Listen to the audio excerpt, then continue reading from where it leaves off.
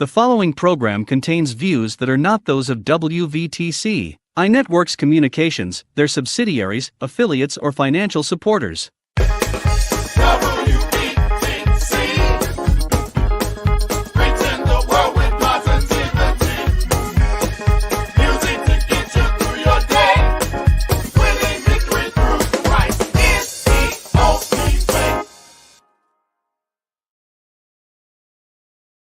Go to your Apple or Google Play Store and download the WVTC Gospel Radio app today.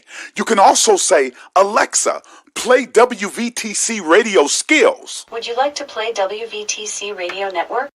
Absolutely. Download it today.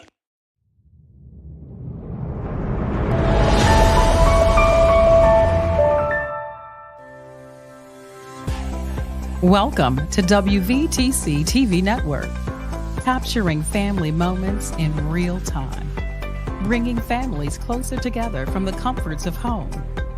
We are unleashing something different to the world.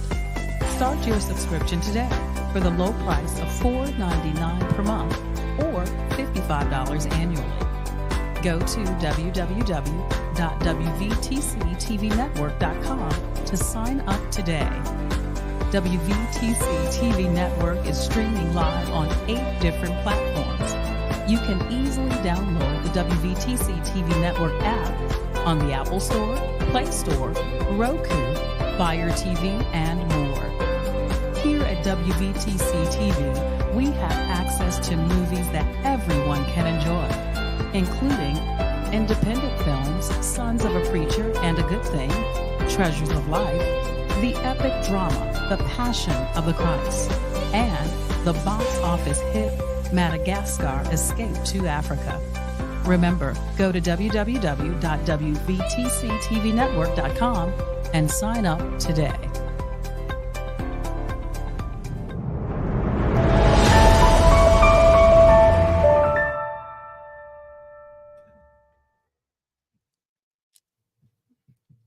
Hello. Good God afternoon, people of God. You have tuned into the Solutions Radio Show, the new Solutions Radio Show. I am one of your hosts, Pastor Wright. And Gigi McKenzie. And you know my motto is always, we know what the problems are. We know we need to solve them. What I offer on this platform is solutions, dedicated acts of action that bring about true change, not just talked about change, and no excuses for excuses are man tools of incompetence that build bridges nowhere and monuments of nothing.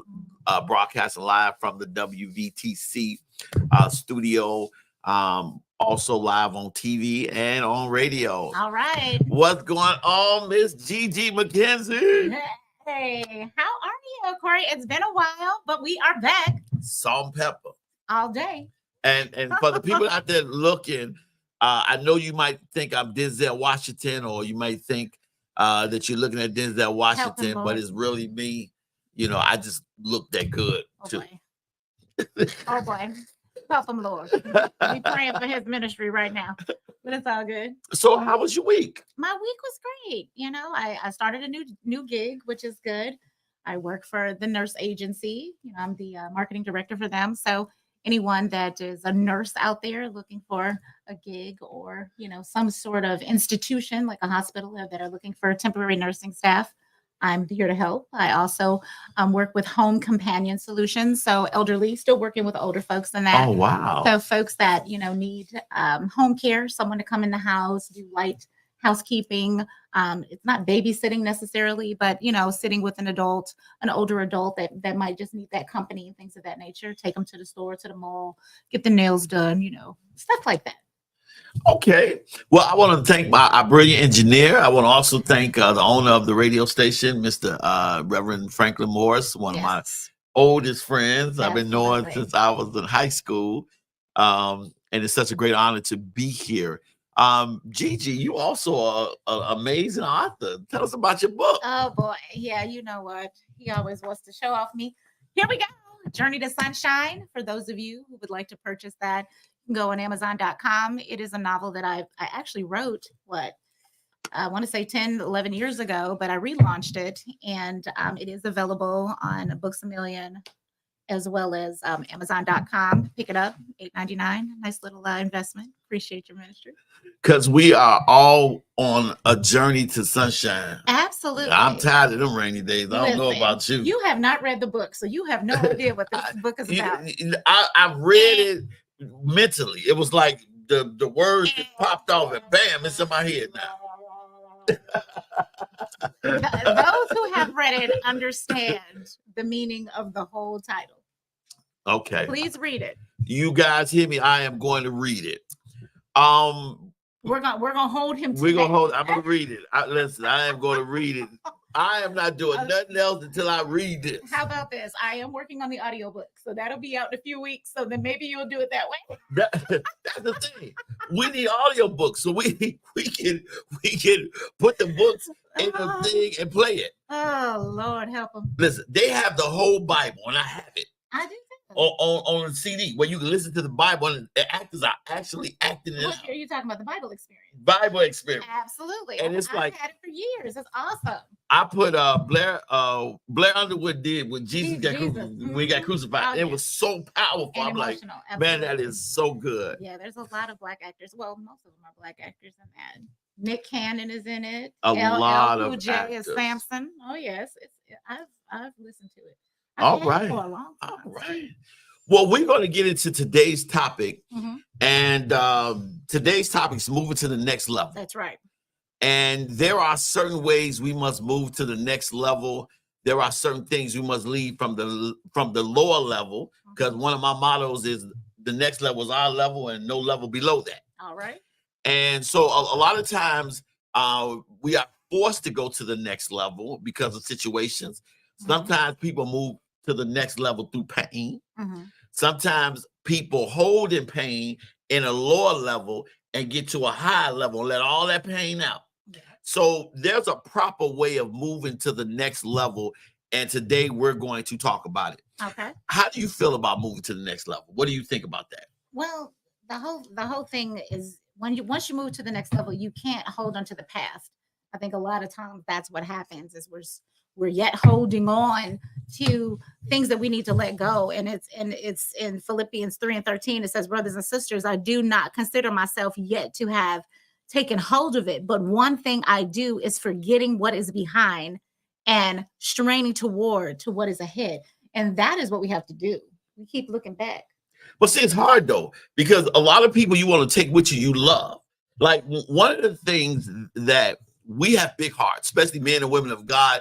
We have big hearts. So it's really hard for us not to take the people with us, but they can't go. A lot of people can't go. You got to remember, everybody couldn't take the journey with Moses, even though Moses came back and delivered everyone. But that is the hardest thing to do, because as they can be your siblings or even your companion, or it could be friends that you love. But I've learned that everyone does not match my drive. And everyone can't go. And sometimes we miss doors because we don't want to go through the door by ourselves. We want to take everybody with us. And God, like, no, this ain't a conference room. This is a private room for you to come in. Right. So what do you think about that? I mean, I'm sure you've had times in your life where you didn't want to leave. You didn't want to leave your people, but you had to leave your people. Well, I don't know who said it, but it's some people are lifetime people, some people are reasoned people, and some people are seasoned people. They're in your life for a season, for a time. They serve their purpose and they go. Some people are there specifically for one reason and one reason only, and then they're gone. But then you have lifetime people, but you have to pray and meditate on what the difference is. And if you just put it this way, if you get attached to a seasonal person, let's say you marry a seasonal person, that person, you will never have peace. That person will consistently be an anchor to you. One of the things that I realized in life is going to the next level requires you to let go of a lot of feelings from the lower level. I've learned in life that everybody is not going to be happy for you that you're growing, because there are a benefit from them being in your life. Like I've learned that that people who benefit from my life will give me bad advice about the next life or the next level or going to the next level is because the next level takes their presence away from me, where it takes their benefit away from me. Mm-hmm. Because a lot of times, and I've always said this, too many people want to be a number 10 on a lower level because they feel like even though I'm on a lower level, I control the room. Okay. You know what I mean? On a higher level, there are people that's higher than you, so you have to grow and ascend to them so you can't control your environment. A lot of people want to control their environment, and a lot of times when God takes us, we can't control our environment. So a lot of times, because you think about the level, the number 10 can be in every number, lower level. It can be in a 9, you put a 0 before a 9, you can put a 0 before a 7. But when 10 becomes 11, then it turns a whole nother number. That number changes. So when you look at a lot of people, I've been given a lot of advice by, I thought, people who love me that see me move on to another level. Mm-hmm. And those are the people you got to understand, because, you know, life will show you who's for you. That's right. But life will show you who against you. I said something on Facebook yesterday. I said, you know, I've had friends for years mm-hmm. who it took me years to find out that they weren't my friends. Oh, wow. Listen, y'all out there listening, I would say that again, because some of y'all know exactly what I'm talking about. Okay. I have had friends for years who I realized it took me years to realize that they're not friends. Okay, and whose fault is that? Okay, don't start none. I'm just saying, you know, sometimes you have to use your discernment, be it friends, be it even family. Sometimes family will stab you in the back. You have to be able to discern who's for you and who's against you, and you have to, you know, test the waters. The Bible says you need to test the spirit of people. And when you do that, it will become very clear who's in your corner, who's not. But when your heart is soft and you have that soft heart, you still don't want to let them go, even though they show you who they really are. People have shown you exactly who they are for a long time. What we do is convince ourselves that that's not what it really is. We make excuses for people. We sit here and say, "Oh, they didn't mean it that. They didn't mean it that way," or "I'm sure, you know, it wasn't supposed to be like that," or maybe they just going through something. We make excuses for people, but Maya Angelou said it best. When someone shows you who they are, believe them the first time. Don't give them 2 and 3 and 4 and 5, 6, 10 extra chances to show you who they are. But these friends, when you really go back, because hindsight is always 20/20, you'll go back and you'll see me like, hold on. I remember a situation where this person showed me exactly who they were. Right. And I chose not to believe that. And then you give them a second chance because you have a soft heart. Okay. All right. Well, let's take it from a different direction. Sure. Us being ministers, mm-hmm. us being people who try to reach people, you know, because sometimes you got to remember, everyone that God used in the Bible was messed up in some kind of way. Mm-hmm. You got to remember, the Bible said that David had a heart after God's own heart. Mm-hmm. You know, when you think of the things, or you look at Samson, the strongest man in the world, you know, or you look at King Solomon, the wisest man in the world. Mm-hmm. So when we look at people, everybody in some capacity, because of sin, is messed up. Okay. So a lot of times we need to be shown a better way. And a lot of times people are victim of their environments, or the environment's been around them. Okay. Like you have some people that can rise to the level, go through stuff and end up doctors, lawyers, and then some people end up drug addicts or end up people. Now, I believe, and this is people listening, that when there's a God call on your life, no matter where you go, what you do, what happens, you're going to have to deal with that. Hey, y'all! Thank you all for watching. You're gonna still do what God wants you to do. That's the reason why He used the people He used to show that I could take a mess and turn it into a masterpiece. That's right. But I believe a lot of people, like we take love. When you want to move to the next level of love, you have people afraid of getting married. They're afraid of getting married because they've been through bad marriages. Okay. Or somebody hurt them. So sometimes you have to rescue the better person, or a better version of a person, by showing them a better version of you or a better way. Because I do believe some of the people who have did me wrong or stabbed me in the back, that they didn't know a better way. That this is their existence. Because when you look at a lot of people, and I have a lot of people that grew up in the streets. I know a lot of people that didn't have a mother there, they didn't have a father there, they didn't have, a supporting family. So they had to, at 9 and 10, they had to go and make a living. Right. Even though it wasn't the right living, right. They had to go make a living because this is the life that they turned on. Right. So if I can show them a better way or show them what God is showing, ain't that right? Thank you, Kim. I appreciate that. And I can show them a better way, then maybe it may change them. Right. That's true. But people also have to want to change. And to know better is to do better. They have to acknowledge that is a better way. Some people are still believing that their way is the right way. Okay. We're talking about blood. I had to learn this the hard way because my family depended on me greatly. Mm-hmm. But I had to learn that I cannot help them stand in the same position with them, because if I get great resources, right? Okay. But and all I do is stay around resource people that eat up resources, then what happens is I'm just going to stay in the same boat as they in. We're going to maintain and survive in those same place, but we're never going to grow to greater. Mm-hmm. Like I realized God moved me away to come back and help more. Mm-hmm. But who's in control of the supply? Okay. You okay? So you can ration. You don't have to cut anybody off, but you can also ration to teach them a better way to do it. You know what I mean? It's like I don't want to say it like that, but I don't know. If you're training an animal, let's say you're training an animal, they learn how to be obedient because you are either rationing, taking things away, rewarding when you should. If you allow them to just be reckless, then you come home and they done tore up all your shoes and your couch and everything else. You have to be able to say, hey, this is what I can afford to give you. Thank you very much.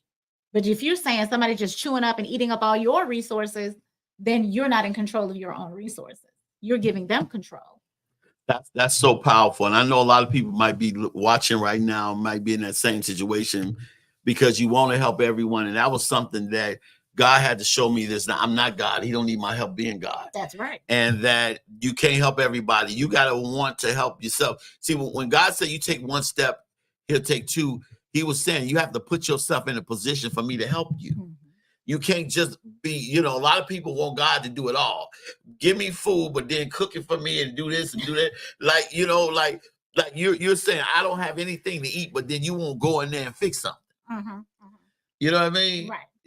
And it's like, well, we're going to eat today. Well, what's in the refrigerator? Have you looked in the refrigerator? So when I look at my life, and I'll tell you my testimony, and you go, my testimony, God dealt with me on something recently. Okay. That there are so many things that God has for me and things that I'm going into. But I was like, God, why are these things not happening quicker? Mm-hmm. And I'm like, God, you promised me these things will happen. They're all in place. There are contracts signed. There are things that are happening. Mm-hmm. Why are they not happening quickly? And I was literally preaching at a funeral. Mm-hmm. And it's like I had an out-of-body experience where here it is. I am preaching. Mm-mm. I am preaching to myself. Come on now. Preaching to everybody. Uh-huh. And the spirit got a hold of you. And I'm like, wow. Come on. And God was showing me that, listen, you're holding up your blessings because you want something that you're not supposed to have. And you're harboring feelings, bad feelings for people on a level that I'm taking you above. You're mad and you're not honest about it. Because one thing about spiritual people, mm-hmm. we don't be honest about our feelings enough. Oh my God. Yes. We don't be honest about our feelings because we think that, okay, because we are spiritual, we know God, that we won't have no no problem. Right. You know what I mean? Like God allowed me to walk on this water, but I still got to get back in the boat. He didn't tell me to walk the whole ocean. Right. Come on. You know, so, you know, when I look at that, God dealt with me because he was like, if I gave you everything that I promised you right now, it would kill you. Because the worst thing you can do is to have a bad attitude or an unforgiving heart and big blessings. That is what has destroyed a lot of our entertainers and our people, because they got the money, the notoriety, they got the fame, they got all these avenues, and now they can be who people wouldn't let them be. Now they can buy what they couldn't buy. Right. That's why they get the biggest house and the biggest car, and they got to be everywhere and on everything, because they have a freedom that they didn't have prior to that. Right. And God said to me that I called you not only to bless your enemies, to work with them. I'll make them your footstool. That's right. But I want to show them the anointing on your life. I touch them, but you can't have feelings, hard feelings, because you got too many people counting on you, and you got too many responsibility with great blessings. Right. You were harboring feelings, and that became your prison. But here's the thing: you don't even know it. Because, you know, because some people have made their relationship with God a crutch, because everything God told me to do is, a lot of people lie on God. I'm just gonna say it. They be lying on God. God told me to do this. God told me to do that. How in the world that God gonna give you a prophetic revelation and you don't even open up your book and your Bible and read it? Come on. Preach. You got people do that. God told me to God put me in this stagnated place. No, he didn't. You in a place and you saying God because your credibility is shot. Because you done lied and said God told you to do this. No, God is never gonna give you anything or take you anywhere that you have to do something wrong to keep it. That's right. That's right. If you are obtaining it out of the will of God, you have to stay out of the will of God to keep it. Come on. Yeah, I believe that. There's 7 steps to moving on to the next level, and that is the first one. Be honest with yourself. If you can't be honest with nobody else, you have to be honest with yourself, and you have to be able to look at yourself in the mirror and, good, bad, or indifferent, be able to accept the real. And that experience that you had was serious. It woke me up. The spirit whooped you a little bit. Because you know why I did? Because, you know, a lot of times we won't be honest. I mean, we won't. You gotta remember, Moses, he got in front of God. He said, "Who am I? You gonna send me? They ain't gonna listen to me. You know, I can't even talk. You gonna send me?" He said, "Didn't I make them? You know, where was you? No, didn't I make them?" And it was, you know, it was his wife that interceded for Moses, that God spared him, and Moses went. Like, you better come on. You better go. And so God had to deal with me, because one of the things that people don't realize is that men and women of God got feelings. That's right. We get hurt too. That's right. Yes, we raised to a high level of consciousness, being that we are in Christ, but we still, you got to think about Jesus. When Jesus went to Lazarus' tomb, Jesus wept. Even though he knew he was going to raise Lazarus from the dead, he wept. That's right. Emotions. Absolutely. And a lot of people don't deal with their pain. Right. We're not above emotion. That's the whole thing. We are not supernatural beings and, you know, able to just shut it all out. You feel everything. And when you are a minister of the word and you are trying to help others, you have to deal with yourself first. You have to deal with yourself first. And because if you can't deal with you, how are you going to help somebody else? I had a tremendous conversation with a very powerful woman of God. And I wouldn't have been able to receive this conversation had I not been chastised by God. Because he showed me that there should be a different you in a different blessing. It should be the same you, but in a different blessing. But a lot of times when he takes us to that level, we forget where we come from, or we forget the principles and the discipline and all the things that we did to get us there. Everyone knows that I'm a big advocate for mental health therapy. I went through 3.5 years of mental health therapy. You know, I have the Association of Black Therapists watching. Deacon Mitchell is my mentor, who's a therapist, who's a therapist for 30 years. And I learned that I had to get mentally free before I can go to another level. Right. You remember when the angel was in there with Peter, he told him, he said, you know, the chains fell off. Because a lot of people are moving from one cell to another cell, moving to places that they should be in free with chains on. He told them to gird yourself. Right. Get yourself ready. That's right. You know, but let me free you from these chains, because you be the same broken person wherever you go. And God had to show me that I had to be honest about the mental change. But one thing I learned about therapy, if I won't face something, I'll never change it. And a lot of people are bleeding on people in positions of authority, church authority. They're bleeding on people. It's in their sermons and things, because they don't realize that everything is not a spiritual issue. Some things you have to unlearn. Right. Well, you have to face your fear. You have to face it. That's the second thing on the list. You have to face your fear. Said fear and pain can be barriers to moving to the next level. That's exactly what you're talking about. Go deep in there. I mean, that's just really what it is. It's like, we know this level. You know, people say in bad relationships because they're familiar with, you know, the crap that they're given or the things that they deal with, as opposed to, you know, letting that go, moving on to something else because it's unfamiliar. We get very, very comfortable in the familiar, even if it isn't good for us. Wow. And so we got to keep it moving. We have to face the fear of the unknown and have the faith to know that God is going to be there to catch us if we fall. That's the thing. We're afraid to fall. I know this. I'm brilliant in this. I can do this all day. I can do this with my eyes closed. I can do this in my sleep. Yes, but this is not where you should be. This is not.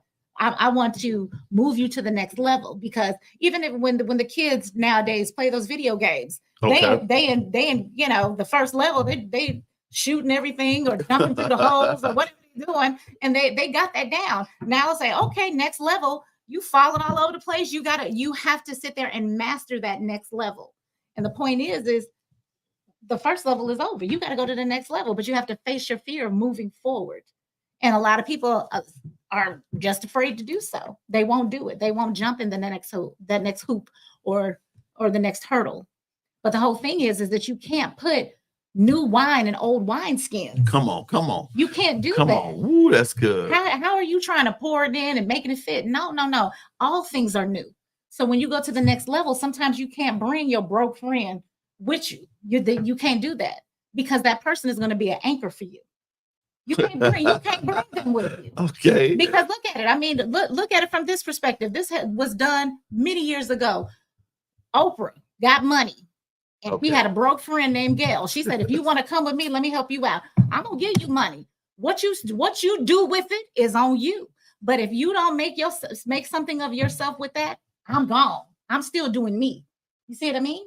She gave her the opportunity. Hey, here's some money for you to start whatever you want to do. But I'm moving forward. And that woman hasn't stopped and looked back. And Gail, who was smart, got her life together and got her own career together. But if she didn't, I don't believe that they would still be friends today. I think Oprah would have been like, sister girl, I tried to help you, but I'm gone. I'm at the next level. And now this woman has gone to the next level, and then the next level, and then the next level. And you know, that is, to me right there, is something, because everybody is not next level people. And, you know, there is a season.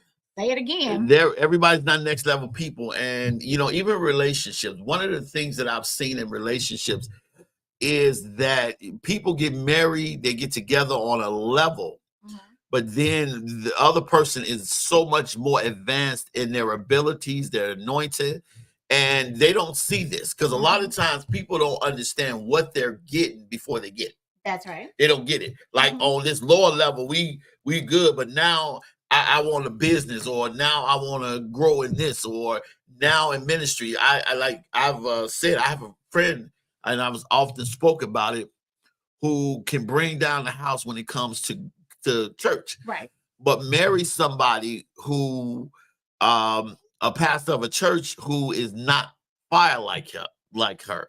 Yeah, and he felt like she was trying to take over his church. and she basically dummied down herself to fit into that. But to me, she cheating herself, and she's cheating the people of God. Absolutely. That is suspecting that. And so I think slapping God in the face. Right. He gifted her. Right. But then also that man has to be strong enough to be able to say, you know what? Because as a leader, it's not meant for you to always be up front. That's right. You know, as a leader, you must be able to put your best soldiers first. And too many people feel like, you know, here's the thing. If you remember the 7 sons of Sceva, remember those? They walked up to this demon-possessed man. Right. And basically, they seen what Paul did, Jesus did, so they thought they were going to do the same thing, not knowing the same God. Right. And so they go to the demon-possessed man, and they say, you know, listen, you know, I'm catching you out in the God of Jesus and the God of Paul. And the demon-possessed man said something that a lot of us better get. He said, Paul, I know. Jesus, I know. But I don't know you. And he beat all 7 of them naked. Right. He beat them. But the thing is that if you look in the Bible, when they mention Paul, they say Paul, the apostle of Jesus Christ. That's a vocation. See, we have got into titles. We say reverend this or pastor this or deacon this, when it really supposed to be your name, and you are this. It's Corey Wright. I'm a pastor of the gospel of Jesus Christ. Because that's my vocation. We have too many people that got into titles. I'm in my title. And see, the demons are not afraid of your title. Your name. Come on. See, I know, listen, I know him. You know, and beat all 7 of them naked. So I'm unfamiliar. Because you come into a place unarmed. Right. Because a lot of people think that it has to do with title. So when I look at that, I look at the vocation, and as a man, and I had a woman of that caliber, I have to be able to be strong enough to let her lead. Right. You know, I'm me. If anybody know me, I'm not a preacher teacher. I'm a teacher first. Right. That's what's my gifts. That's teaching. Right. So I you know, if I had a woman that's a strong speaker, right, I'm okay with that. Let me put, you know, you want to go, you need to go out, you need to go ahead, go ahead. Right. Go ahead. Matter of fact, I'm egging you on. Right. Come on. You know, that's the less I got, you know, hey. but when we talk about next level, everybody is not emotionally equipped to handle somebody's next level. That's true. That's true. Talk about that. Well, I mean, you really covered it. It's just like, you know, you got to be honest with yourself. You got to face your fears. The biggest thing you got to do next, in my opinion, is just find a mentor. Find somebody that's going to egg you on, like you say, push you forward. That someone that recognizes your gift and believes in you as well, and is going to push you further. You need that. You know, if God has given you a vision, and you know that you got to jump to the next level, you have to have somebody holding your back, pushing you to say, go ahead, get to moving. Go and do what you need to do. This is what I want you to tackle. This is what I want you to hit. Uh-oh. In church. Oh, here we go. You know, I never knew ministry was so competitive. Until I became one. I never knew that everybody wants to preach on Sunday in front of the church. Everybody wants to be in a position, you know, and a lot of times God has called some people to certain levels. I've watched whereas a pastor or leader lay hands, but then a mother walk in and swing her coat and everybody fall out. You know, that a lot of people that are called to high levels, you know, they met with so much resistance in the church that well, you know, God needs you to sit down, you know, because if you stand up, then that means that's less time for me to stand up. What do you think about the next level in church? Okay, so that's kind of a deep one, and the only reason why I say that is because we are not here to impress man. We are here to Okay. impress God. So, you know what man says, if you're in a church and God has told you what to do as far as ministry, as far as helping others, and you're not given an opportunity in that particular circle, then maybe that's the Lord himself telling you this is not the place for you. You get what I mean? Yeah, there might be competition, but there shouldn't be competition. We all here to save souls to Christ and get the army of the Lord together. This is not about ooh, look at me. Hi, see me. Because if it becomes about me, then that's a problem in the beginning. That's the problem. Shouldn't be about me. When you get up to speak and when you get up to preach, you say, Lord, decrease me so that you might be seen, not the person that's standing there. No, it's not about that. So again, if you're coming up against that in church, that may not be the place for you. That may not be the place. That is so deep when we talk about that, because there are a lot of independent ministries. Mm-hmm. I heard somebody say this to me the other day, and I didn't know how to take it. They said to me that my pastor doesn't like us to go to other churches. That my leader doesn't believe that churches should, when I go to different churches and visit churches, like we are segregated Christians. That we are not all a part of the body of Christ and we're all one brothers and sisters. That they don't like us to go visit other churches. Like if I don't walk in the church, I'm not a member. Like every church that's serving God, I should be a member of when I walk through the door, even though I'm a visitor. Right. Because I am not eating off your table. I am still your brother in Christ. That's right. And a lot, like I've seen 5 churches on one block and they never visit each other. Well, you looking for that church. You looking for that church. Well, maybe I want to come into your church. Right. And this person said, well, my pastor doesn't allow or want me to go to other churches. And to me, I think that stops the next level of help on the streets. That's true. Because the only way we're going to make the impact that we should on the streets, because the church is the preparation ground. The Bible said, go out and make disciples, that we go after the lost sheep. You have many people say, well, I go to church every Sunday, but, we're going there to train, to get filled, to go back out, to bring back in. And I think a lot of that division is the reason why a lot of churches don't go to the next level. Right. Because I think that's one of the excuses of non-believers. They'll say, yeah, it's 55 churches and I don't see no change. You know what I'm saying? Wow. It's like there's 7 churches on my one block and I see no change. There's I'm telling you I'm hungry and you giving me a Bible. Hold on here. I'm telling you I can't make my bills, but you giving me the word. It's like you have to be a culmination of everything. Yes, I'm going to share the word with you, but I'm going to try to meet your need to show you that I am here for you. And it's like you say, this over here MB Church and this over here Baptist Church and this over here, it's too much. And it becomes about the pastor more than it becomes about the mission. And that is the issue. Do you think that many people don't go to the next level in life because they're comfortable in the level they are? Like, you have a lot of people say that I don't, even though I do this well, I don't want to do it, because I was told when I was young that when you find your purpose in a place that you do stuff well at. Like, I'm not a great singer like you. Oh, well, but I preach you under the table. Okay.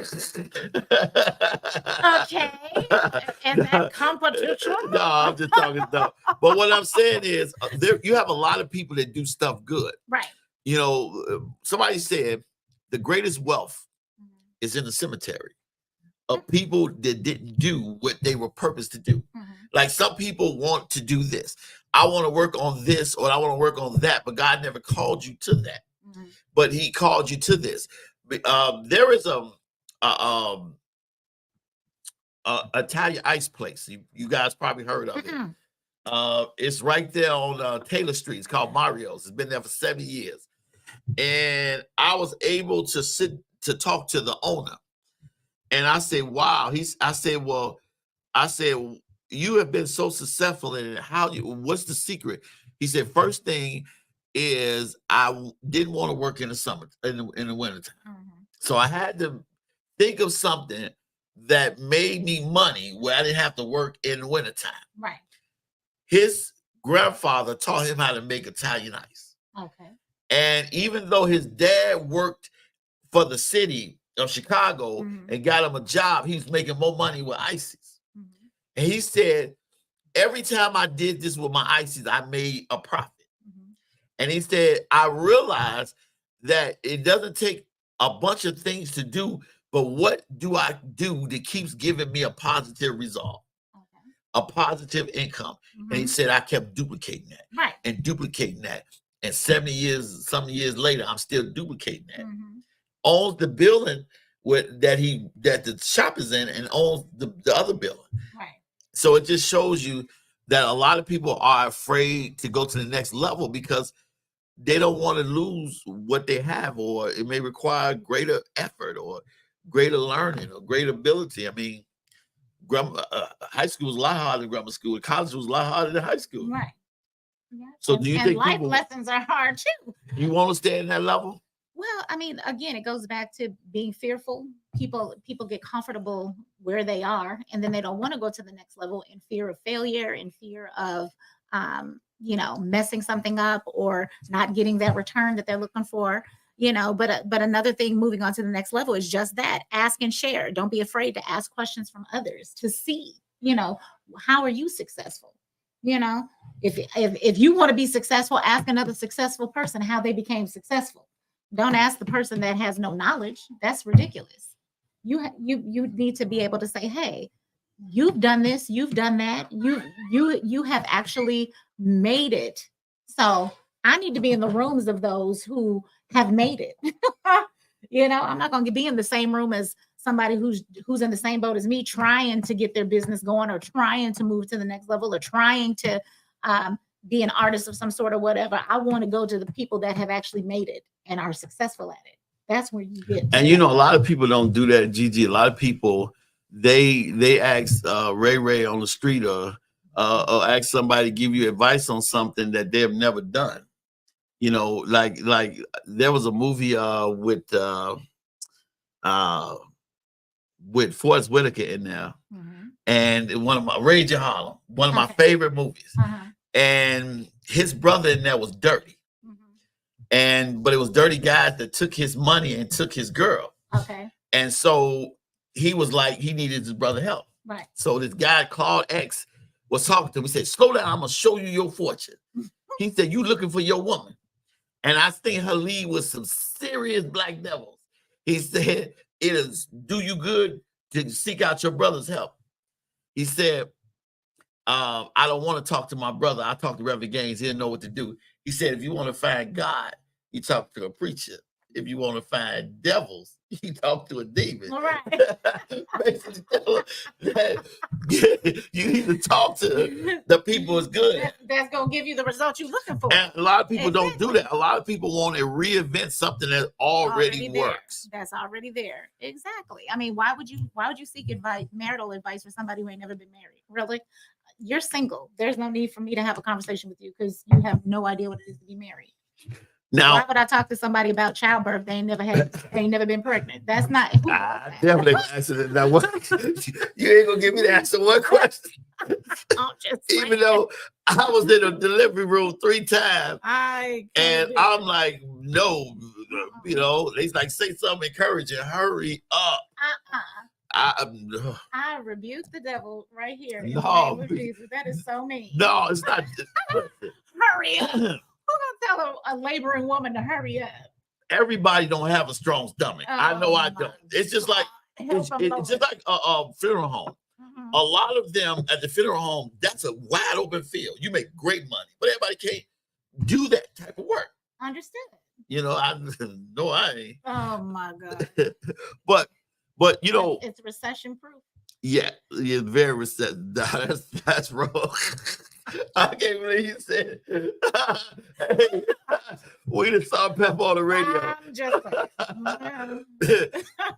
Now, here's the thing about next level. This is what I want to get into, that I really want to be mindful, because the worst thing to do is to be deprived your entire life and get big, to get a fortune, you know, to get notoriety when you have been hurt, deprived, you have been used, you have been abused. You know, a lot of times people reaction in something better is because they've been locked up in something worse for so long.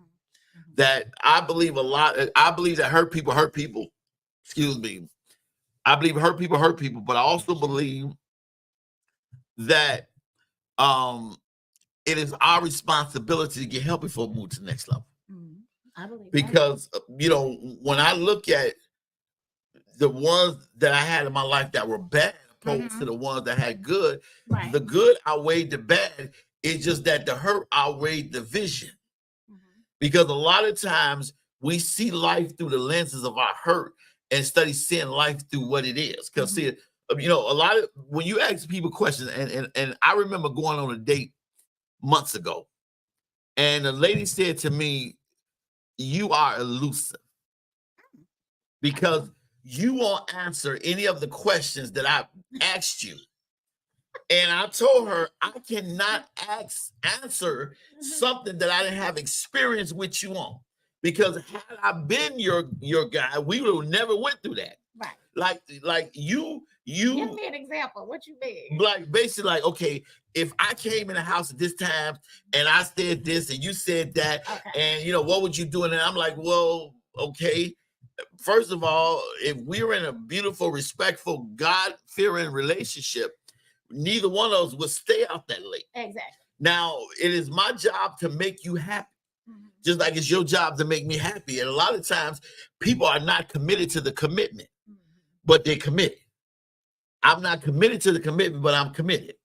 And so what happens is you're asking me questions on the experience, on a moment you already lived, for me to give you an experience or an answer to see if I'm gonna give you the answer you want to give on experience I never had. Right. You know, you only have A and B to choose. But if we were together, we might have A, B, C, D, E, and F. So we won't have to worry about A and B because we got D, C, and E and F. Yeah, you have other options. And so, and I said, I'm not elusive, but I can't answer something I haven't had experience with. Right. You know, because that's why you don't know who you marrying or you with. You live. That's why you got to take your time and get to know somebody. Right. But you can't get to know people if you're elusive and you're not answering questions. No, because you gotta answer questions.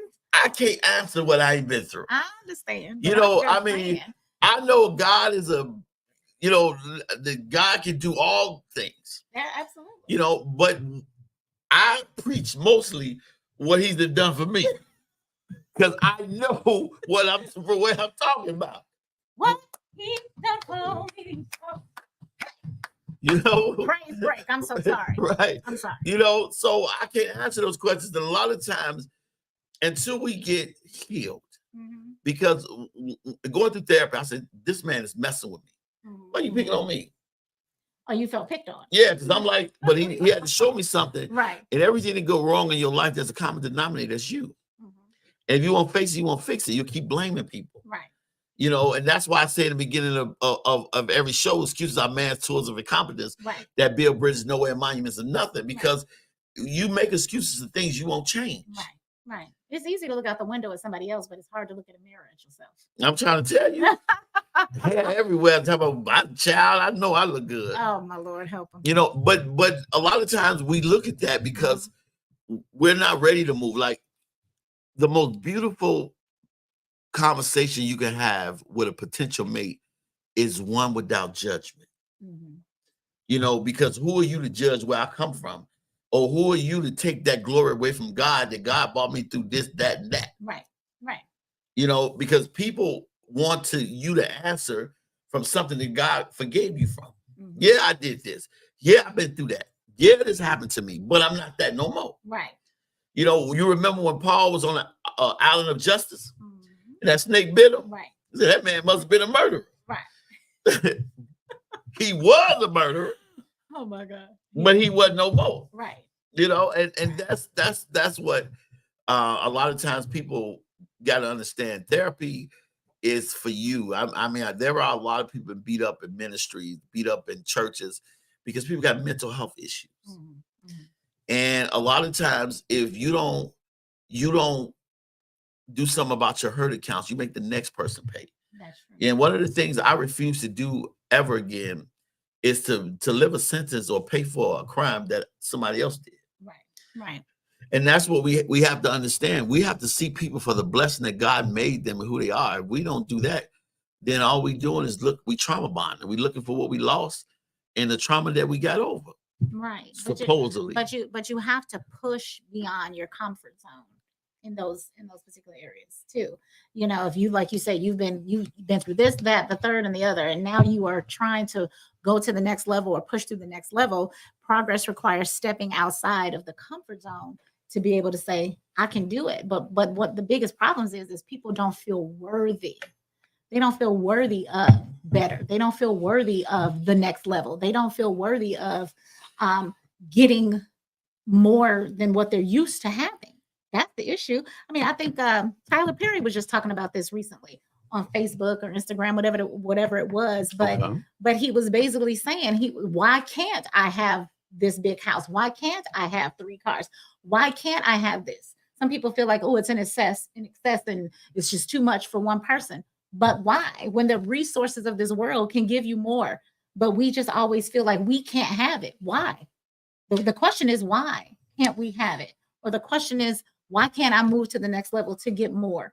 Because the more you have, the more you share with others, the more that you can give to other people, the more that you can give somebody a leg up. You know, if I'm right here, but then I go to the next level, I can reach down and bring somebody else up with me. Why can't we do this? This is the part of the next level that blows me away. Come on. Is why so many people are surprised when God do it. That's true too. Or why people want to hate on you when he does it. That's the biggest thing. Why you hating on me? God bless me. He can bless you too. Right. It's about relationship with God. It's about knowing him and knowing he got a cattle on 1,000 hills. So why come I can't have 2 cars if that's what my desire is? And I'm guilty of that. And I had to repent for that because I've been guilty of that because, you know, when God do something, I'm like, I'm surprised. Or you talk to somebody who is so spiritually blessed, or you get a blessing here, like things, I know how this is going to work out, but God worked it out. Mm-hmm.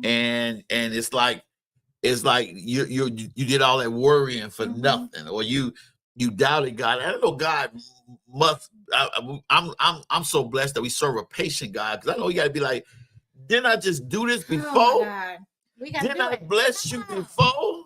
Work it out, Jesus can work it out. Work it out, Jesus can work it out. While you're trying to figure it out, he's already worked it out. Come on now. I don't understand that. You gotta praise him. I don't understand it. Like, I wasn't expecting that.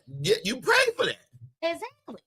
And that's why, watch this, so many people lose the blessings and forfeit it, because when you get it, you're surprised you get it, don't think you deserve it, and let it go. Nah, people don't pray with expectation. Come on now. You pray with expectation. If you pray for something, one of 2 or 3 things gonna happen. God's gonna say, you right, you deserve that, I'm giving it to you. Bam. Or you're not even worthy of it, but I'm still gonna give it to you. Bam. Or he's gonna say, absolutely not. Why? Because I have something even greater for you. Something that you can't even see and recognize. Okay, let me ask you. So did the lady with the issue of blood go next level in faith? Absolutely.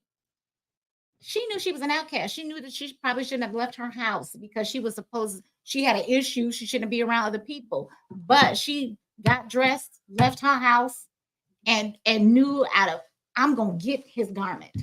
She didn't say I gotta have a conversation. She didn't say I had to touch him, his hand or his head. If I can just touch the hem, if I could just get this little piece right here, I know that I will be made whole. Just a touch a little bit of the fabric, honey. That's a powerful testament of my faith to know that he don't got to bless me and anoint me, put oil on my head. We ain't got to do all that. I just need to touch just a little bit of the fabric that he has on, and I'll be made whole. If you don't shout right there, something is wrong with you. And Hallelujah. And that's why it's so powerful to me, because out of all the miracles that was done in the Bible, this one is different because Jesus had to come to them. He was on his way to Jairus' daughter to raise his daughter from the dead. And even with Lazarus, he came, and even though Lazarus was dead for 4 days, but this one, she didn't stop Jesus' path. He didn't have to make a tune. She came there. Right. She didn't have to say. Hold on, it was a crowd around her. And she had to inch through the crowd, touching. And then when she touched him, guess what he said? He said, "Who touched me?" He stopped him. Who touched me? Instant. Come on. Said that the virtue was snatched out of his body. Come on. He already knew it. He said, whoa. Uh-uh. There's a difference in getting whole when he got to come to you. Come on. But it's different when you come to him. He was on his way to somebody else, just like you said. She caught up to him. She said, "I got to. This is my last chance. This is my chance." She was suffering 12 years. And you know what? Suffering. That's the type of faith I pray for every day, because I believe that a lot of things would happen immediately if we had that level of faith. Absolutely. To the point where she stopped. Or operate with zero doubt. She had no doubt in her mind. Come on. None whatsoever. She didn't disrupt the service. Yeah. She had no doubt in her mind. The problem is that we doubt. We can tell. How many of us lay hands on me? How many of us can give a list of I don't want this, I don't want that, I don't like this, I can't stand this, I don't need this in my life, I don't want that. But how many can say what you want with conviction? I want this done, period, and have the faith that it will happen with absolute no doubt. Very few people have that mentality. You're right. Very few people. When we talk about what we think we want in our life, if a woman wants a husband, I don't want him to be short. I don't want him to be, uneducated. I don't want him. No. How many of us say, you know what? I want him to be a man of God. I want him to be 6 feet. I want him to be a college graduate, a business owner, and I want him to be faithful. And that is what I want. Bam. And as soon as God gives him to me, I know he's my husband. Bam. But we going out and dating in the clubs and all this extra stuff. Just go on here to the library, going to church. Because when a man findeth the wife, he findeth a good thing. Don't go looking for him. He gonna find you. Let's go. I said something to someone this morning. I've said something before. A lot of times we got to know our worth, but we got to know the capacity of our worth. A lot of times we got to know how much room we have. If I date anybody, I always ask them this question. I always say, you have a lot to offer, but do you have the room to receive? Because a lot of times when we look at people, they don't know the magnitude or the weight that their worth carries. It's like you a gallon of blessings, but then that person only got an 8-ounce reception, but you're a gallon. Right. So what happens is you can't pour into them all you are because they don't have room. But instead of you getting with somebody that have the capacity of a tub, so if you're a gallon, you have room in there to grow to be more water or to add more water.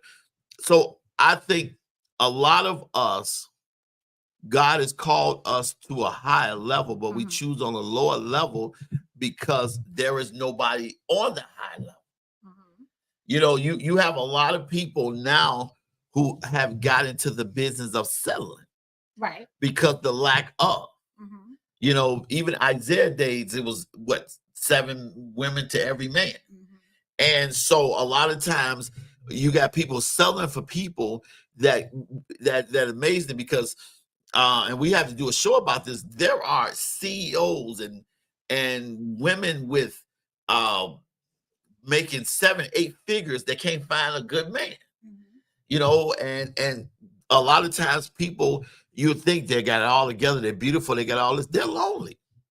And a lot of times they dip down into a lower level to get somebody to bring them up to a lower level, to a higher level, just for them to bring them back down to that lower level. Because how many people have went to the next level and got with the wrong person and ended up on a level that God removed them from?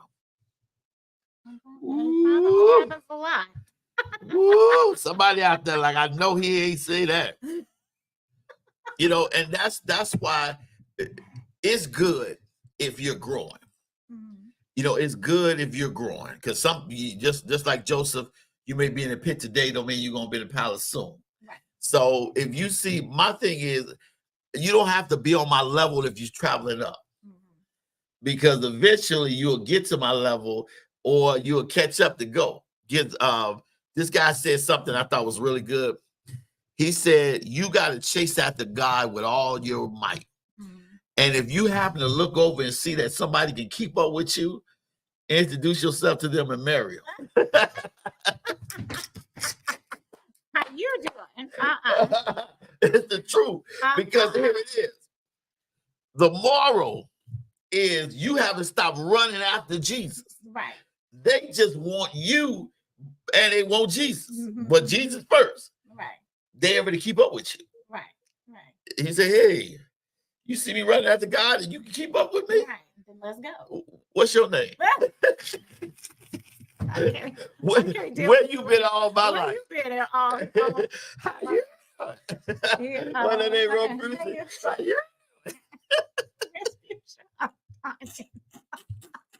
You have to pray for him. She got on that slide. It's like, boom. I can't deal with you. Stop yourself. No, that is too funny. Well, you know what? I think too goes back to folks not feeling worthy. They don't feel worthy of better or more, which is why they settle, or fear. You know, those are the two things. Or because I this is just my beliefs. I believe that God had somebody ordained for you, and I believe that every relationship you've been in was just practice until God got that person to you. That's it. It was just practice. Like some people say, I've been married 2-3 times. No, because I believe what God put together, let no man put under.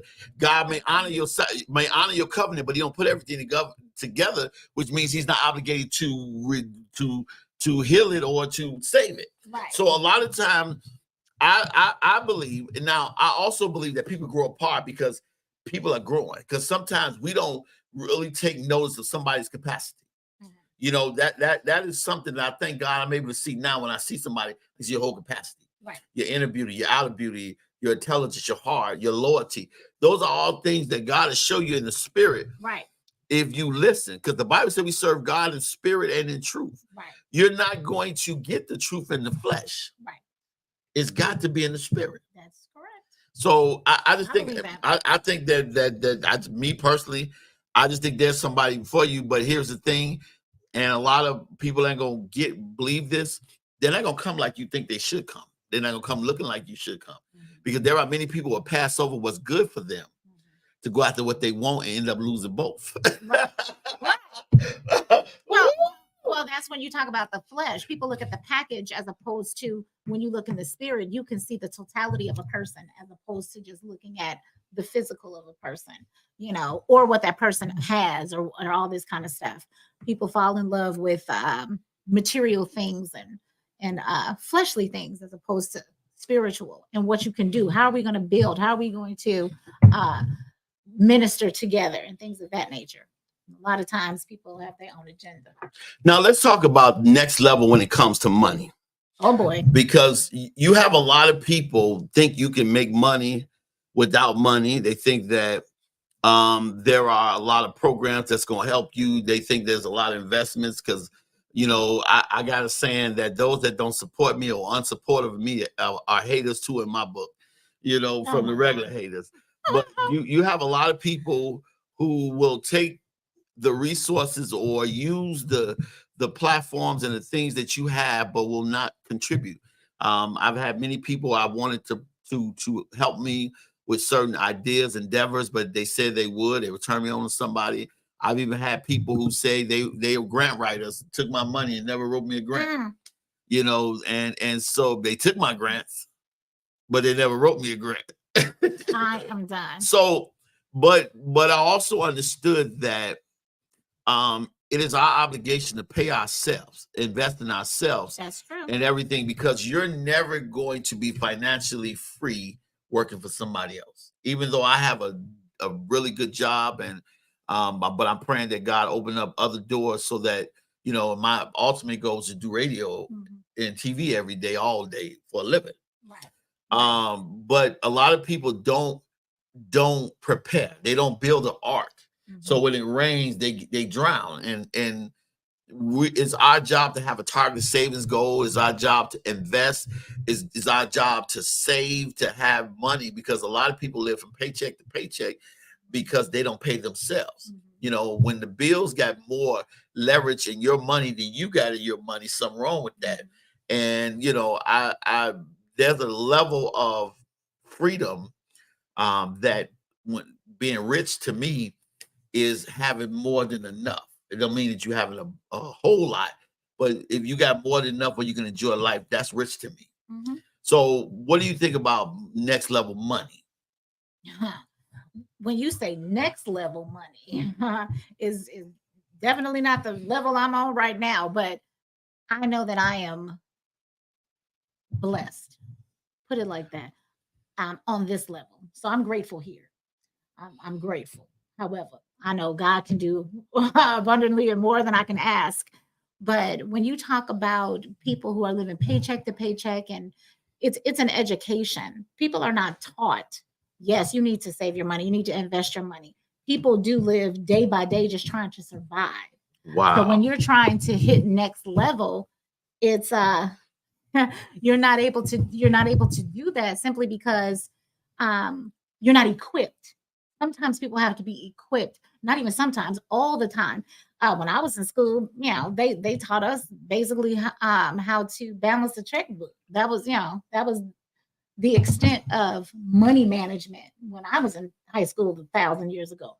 So no, it has to be now taught in schools. Listen, you take this percentage of your money to live, this percentage of your money to invest, this percentage of your money to save. But if it's not taught, it's not known. It's purposely done to keep certain demographics lower than others. It just really is that. I don't want to step on toes. But when you look at it, that is really what it's about. Because once it's taught and once the knowledge is there, more people will do it. And then, you know, poverty will just cease to be, because now everybody knows, hey, I have more than enough. And then if you want to go to next level money, like, you know, over in Tyler Perry or whatever, the Bible says your gifts will sustain you. These folks have used their gifts in order to get them to the next level as well. So I think it's up to us to make that happen. You know, there is a greater responsibility with money. One of the greatest stories I like to watch is the Michael Jordan story, because people don't understand that when you look at Air Jordan and you look at all these big sneaker deals and everything, that a lot of that had to do with Michael Jordan's mama. Because Michael Jordan first did not want to go to Nike. He didn't want to go to Nike. He wanted to go to Adidas, but they were like, at that time, you're going to get $250,000. That was great for, you know, the best person only get 100,000. We'll get 250,000. But Nike was a small company, and this man literally made their company billions. They made billions. And his mom said to Nike that he will get a part of the residuals. You know, he will get stock option in it. She said, well, we don't do that. What happens is we pay him and then the company reaps the benefits. He said, well, that needs to change. Because if you think what Michael gonna do and what I think he gonna do, but what Michael knows he gonna do, then that needs to change. Not because you want to, but because somebody so extraordinary comes along that you have to make a change. And so Michael got a stock option, and they only wanted to make off of Michael Jordan $3 million, period. You know, off the Michael Jordan shoe, for that 1 year, $3 million, they ended up making $126 million. Michael Jordan's a billionaire off his shoes, but they're worth what, 78, 79 billion dollars from one athlete. He blew it up. Right. And that wasn't from just basketball. I mean, his little basketball contract was like peanuts compared to that money. But you have to be smart with it too. I remember the story of Jason Weaver, the young man who sang Simba's voice. Right. His mama was like, "Hold on, are you gonna pay him $200,000? No, we want the royalty package." You know, so anytime that those songs are sung, you know, he gets paid and things of that nature. Same thing with Raven Simone. That young lady, you know, made a good contract in the things that she had done through big things. Yeah, through Disney. I mean, she's almost a billionaire status. So and I don't even think I don't even think she's 30 years old. I mean, so big money. Yeah. You know, so money is a big thing, but then another thing is also you have to be next level in your money when you're talking about getting married and building a life with somebody, because it's rough. Somebody got an 800 credit score, got their own house, got their own car, got their own business, and not saying nothing wrong with that, because you know, but you want to have some knowledge of it, because one thing that Ayala Van Zant said, she told Oprah, she said that you moved me from projects to a mansion. So even though I was in a mansion, I had a project mind. So what I did was turn this mansion into a bigger project. Right. And so a lot of times when we look at our lives and we look at what's going on, we don't change for what we want, because a lot of times we don't receive what we haven't made room for to receive. Right. So you have to be on the next level of money, or if somebody better on money, be open to learn, because I'm one of those people that, even though I have goals and admirations, if you have a better way of doing something, you're doing it a better way, then I want to be a part of it, because I'm not afraid. Okay, I'm just a man, and you know, you got. I'm gonna show you some. No, show me better. Right. Well, that goes back to find a mentor, somebody that's going to push you, but also somebody that's going to not allow you to fall into a trap. That person is going to be there to say, hold on, you got $400,000, but you want to buy, you know, $100,000 cars. You done spent your money up. Hold on, that's not gonna work. Like a lot of bad NBA players. We're not doing that, you know. So slow down. So you just need someone in your corner. You need a mentor when you're trying to get to the next level. Now, here's the thing that is really did to me is moving into the next level with the right frame of mind. You know, because a lot of times bigger levels can mean greater egos. Okay. And a lot of, you know, and it feels good, because recognition and being known is sometimes people's downfall, but it's also an addictive drug. Okay. You know, because a lot of times you're feeling a certain kind of way, but you want to make sure you humble in that. You know, what type of mentality you must have, because say for instance, you were the winner of the $800 million lottery. You know, are you know, and you gonna still come and do the show with me, huh? But you just got to give me a couple of meals. Though. I'm done. You know, not messing with you. But well, I mean, if that were happening, I wouldn't tell a soul. Oh, I'm getting you gonna give me some. I want a Beamer. I want a Benzo. As if nothing changed. But the whole thing is, it also depends too on that in that scenario, what you're gonna do with all that money, because then you're instant celebrity. Everybody's in your face, everybody's in your pocket, everybody's in, you know, that's something different. But if you're working towards something, I think the disciplines need to be there to know that, you know, I have sacrificed so much to get to this level. I'm not gonna mess this level up. You know, I'm not gonna allow anything or anybody to be an anchor. But then, can you be too paranoid? Because you know you got to, because one of the things, the reason why I say that, let's take Michael Jackson. Michael Jackson fame made him a prisoner. You know, even not, I ain't gonna say Michael Jordan one, but these people cannot just walk down the street. Right. You know what I mean? Like they act a certain way, and you know, it's like wow, like they made up, but Gladys Knight told a story when she met Aretha Franklin for the first time. You know, Aretha Franklin was hot. Right. She was like, you know, boom. And she walked past the dressing room to speak to Aretha, and it's like, hey, how you doing? I'm Gladys Knight, and you know, these pimps, and how you doing? And Aretha looked at her like, Like, you know, you talking to me, you know, but then, you know, it was like, wow, like, because sometimes like one of the things that I thank God for is for this opportunity, Right. but I knew other opportunities that I've had before. Right. And so I want to make sure in this opportunity, I come with 300%, you know, and make sure that I stay humble in everything, because I know how hard it is to get there. Because one of the things that people do, they wild out when they have opportunity, when they want to go get this, they want to get the house. Or because I remember Lil Richard bought his mom this big old house.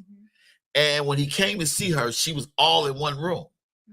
And he's like, you got all this big old house, but you only give it, because she said, this is all the space I need. Right. You bought the house for me because that's something you wanted me to have, but this is all I need in this little room right here. I got everything I need. Right.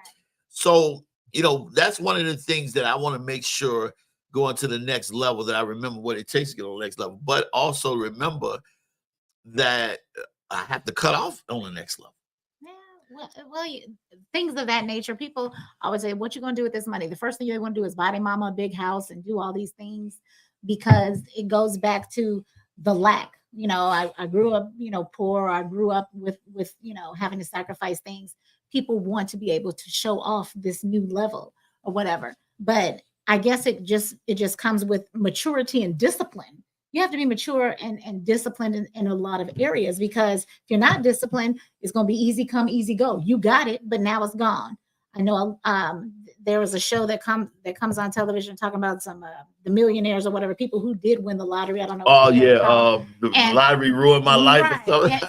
Yeah, right. It ain't gonna ruin my life. They get all this money, and then, you know, 6 months to 3 years later, you know, they getting food stamps because they can't, you know, maintain and all of this kind of stuff, because they're just so excited about this windfall. So you have to have discipline. You have to make sure that you have the right people around you, because cousins will come out the woodwork. You'll be like, who are you related to? My granddaddy's uncles, cousins, sisters, brothers, nephews. What? Who are you now? You know, people will just start coming out of everywhere, and you can't have that. And you have to be disciplined, and you have to show maturity with it. Like, okay, hold on. What are the needs? Let's satisfy the needs, and then we can get the few little wants or whatever. But sometimes it's like, if I'm 61 years old, I don't need a 10-bedroom house. We're like, for what? Who gonna clean it? See, that's what we did.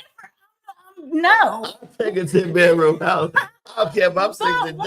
Give me a 10-bedroom house. But who's gonna clean it? You can't even be in all the rooms. My whole thing is you have to look at your life and say, hey, I'm at this age, this time. Who's going to live with me? My children, are they all going to come back and live with me? If I live here alone, am I going to live with another person? Whatever. The point is that you just have to see. That's why people lose their money, because they're doing it in excess. If you have a 2-bedroom apartment now, you need a 3-bedroom house and be happy with that. Whatever. That's me though, you know, because that's where discipline and maturity comes in. You can't just blow it. Otherwise, it's defeating the purpose. You know, that is one thing that we gonna talk about is our kids. One of the things that I think is hard for kids to understand is that they are not doing something different. You know, we've gone through everything. You may name it something different, but we've done it already. And a lot of times kids think we're being tough on them because we're being tough on them, but we want them to go to the next level, not our level, not struggle the way we struggle. You know, when I look at a lot of the kids today, because there is a generational gap, because we know what it used to be like. I remember going to my old high school and going to get transcripts for a school. They have metal detectors. They have police there. It feels like a prison, right? You know, opposed to when we were there. It's like, you know, when you look at you look at the electronics things that's raising our kids. Like when I was young, we would go out. We want to be outside. Right. We were at bikes. You know, when we look at the difference in a lot of times, so a lot of things, like we want to prepare them for the next level. Like, you know, it's okay to take a job, but I want you to go to school and think about getting your own business. Dr. Umar Johnson said, and I don't agree with everything he say, and and like I don't agree with anybody, everything say, but he did make a good point. Okay. He said the money that you spend on college, you could take that same money and open up a business for your child, or teach them how to open up a business with that same money, and they'll make 10 times as much on their own business as they would working a job. Right. Because if you look at the job system, you go spend all this money, but if it's not in trucking or medical, where you're going to make big money. Now, people invest, and a lot of people got other jobs, but when it do our kids, especially in our communities, that is poverty stricken, that is resource limited, is to have more businesses, because the majority of the businesses in our communities are not our own business. That's right. And a lot of the people that make the money in these businesses go to their own community with that money. Right. So the money that, like I said on a previous show, that the dollar in the Black community only stays in there 2.5 hours. Exactly. In other races, it stayed for days. But we were literally to pay bills, to pay this bill or do that bill.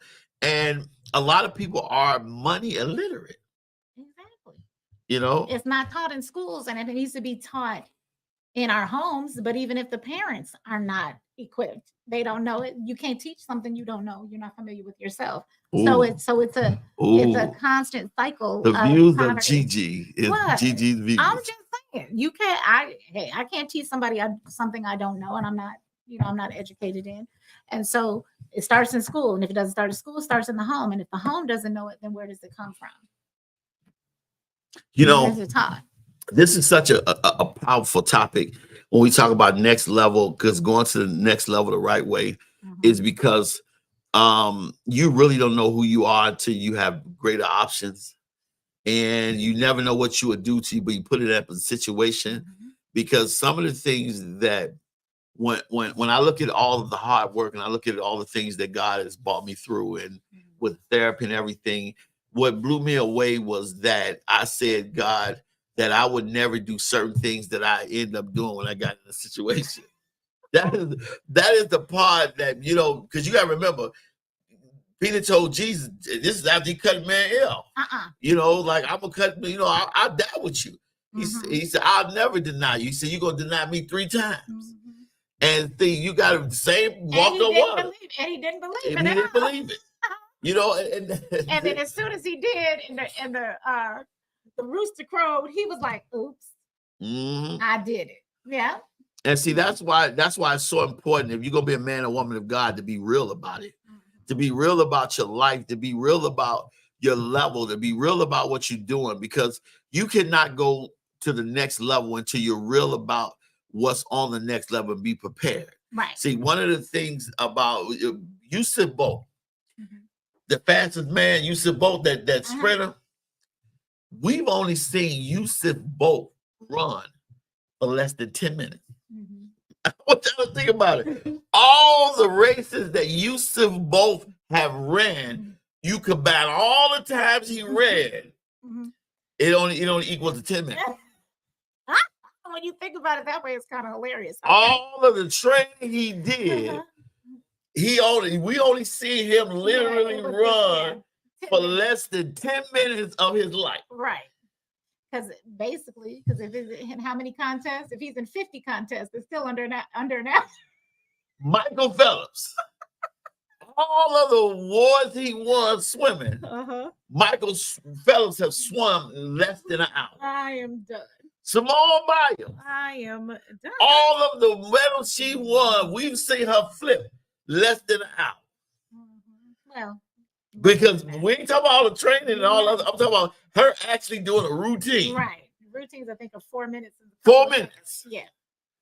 So, but it's all that training to do. He said, I trained 10 years to run 9 seconds. Not funny, but it is. I get what you're saying. Think about that. You know what? I ain't messing with you. So what's your point? I'm just saying. What I'm saying is, you got to be prepared. It takes you a long time to prepare to do something that will be overnight. Like when you look at Michael Jordan, you look at the great things that Michael Jordan did. Michael Jordan got cut.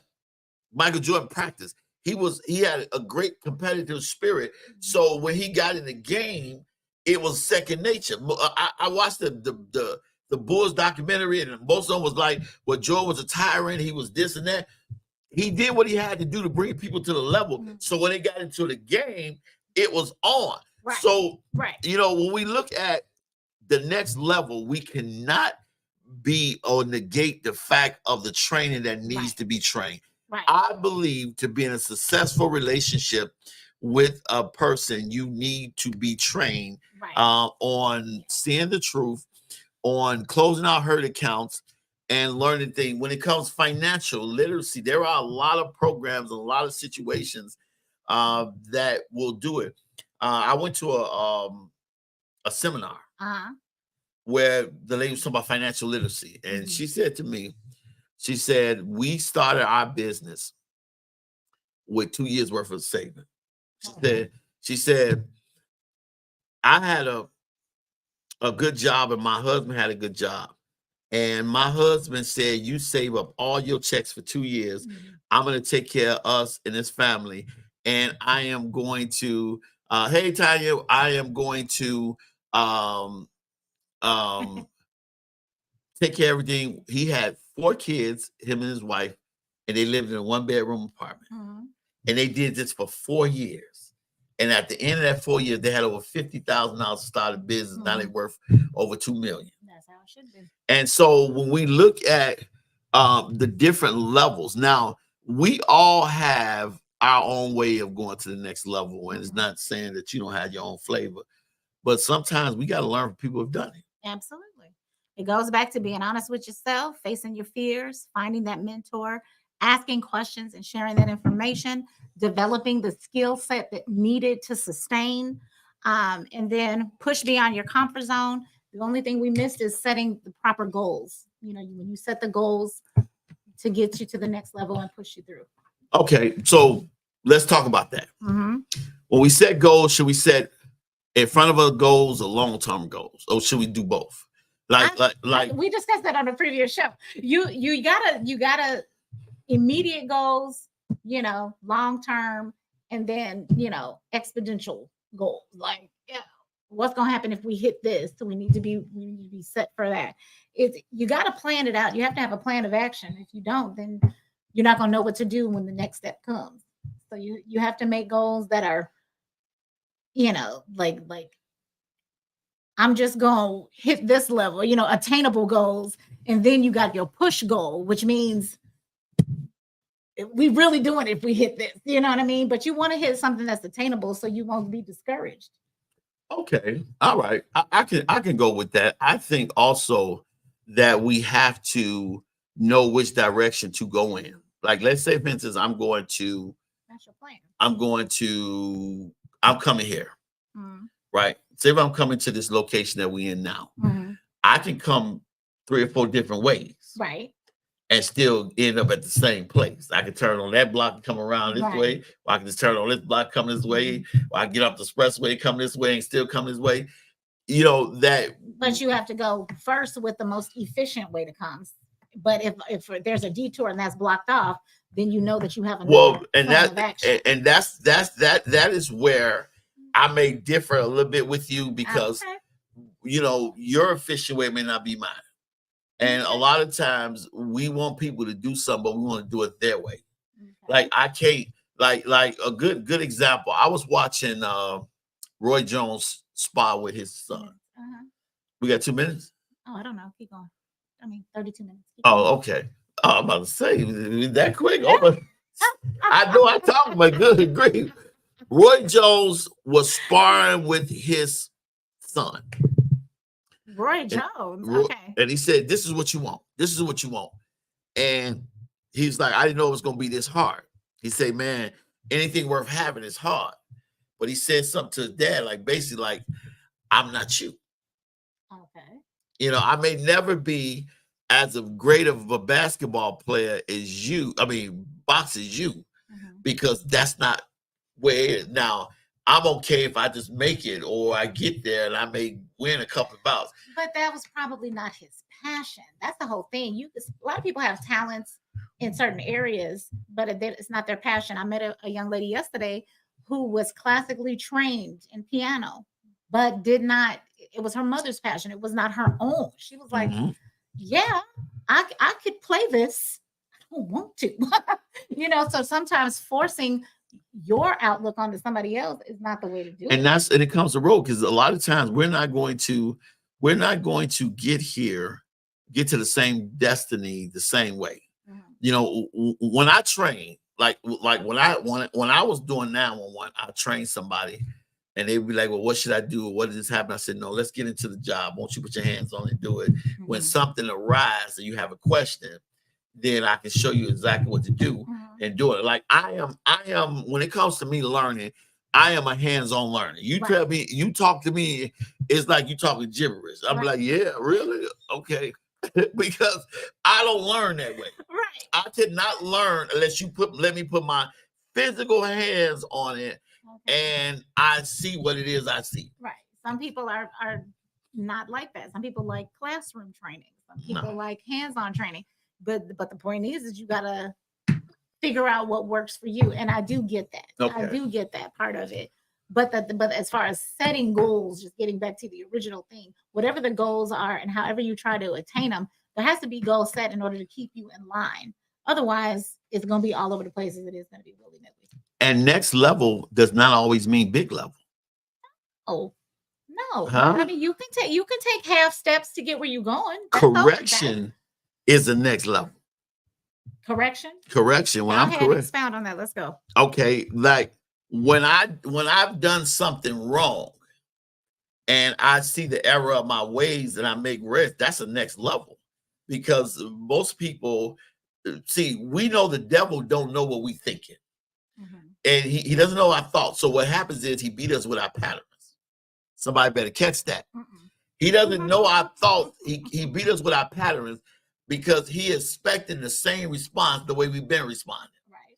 So he knows what we like. So he's saying those exact things because he's hoping the same thing and do. And a lot of times, once you beat the devil in that matter, because the Bible said if you resist the devil, he must flee. He will flee. Exactly. Now we got to understand that when Jesus was led into the wilderness, Jesus was led into the wilderness by the devil. He was led by the Holy Spirit. That he was led there to show everybody how to defeat the devil with the word, which he defeated him. So when we look at the fact that, this is good. I'm thinking it. I want to make sure I get it right. I'm right. I got it in my mind. I got it, when we get to, because I'm thinking, because you know how you got 4 or 5 thoughts in your head, and you want to make sure you get it out. And I'm like, I'm trying to get it out. Right. We're not going to, we get corrected and we go through something. We go to a next level in that because we don't do as we were. We don't do what we do. We don't see things the way they see things. One of the things that is to work with somebody, to have a great admiration for them, but then to see how phenomenal they are. And there are a lot of times our approach is different. One of the things that therapy has taught me, and one of the things that I've learned through the grace of God, is my approach. That a lot of things would have been different with a corrected approach. And a lot of people are losing, good people are losing great opportunities because they will not refine their approach. Like you can't approach every woman the same, and you can't approach every man the same. One of the things that I marvel at, the owner of the station, Reverend Franklin, I knew him since my sophomore in high school, and I'm 51. And the one thing that I admire about him is he's still as humble as he was then. Like you see him today, that was him then. Right. Humble. You can say, man, you just jumped on the free throw line and did a 360 dunk. And he'll be like, I thank God I did it. And, it's a great thing. Now me, You say that's him. I'd be like, boy, Jordan ain't got nothing on this. You know, Oh, help me, but Lord. but what Please. I'm saying is, I've learned that correction is a different level that has taken me to a different level because it made me approach different things. Because even in approach things right, differently. Okay. because even in a situation that has not changed, you change it and then it changes. You got to think about when God led the children of Israel, it was a shorter way to Canaan. That's right. But why did you lead them through the Red Sea? Because he wanted to show you that what I let you through, I'm going to take care of your enemies with. Right. But I want to show you that there is no way you can go that I can't open up. There was something that blew me away when I was studying this, was Noah. The Bible says that Noah prayed to God in the belly of the fish, and God heard him.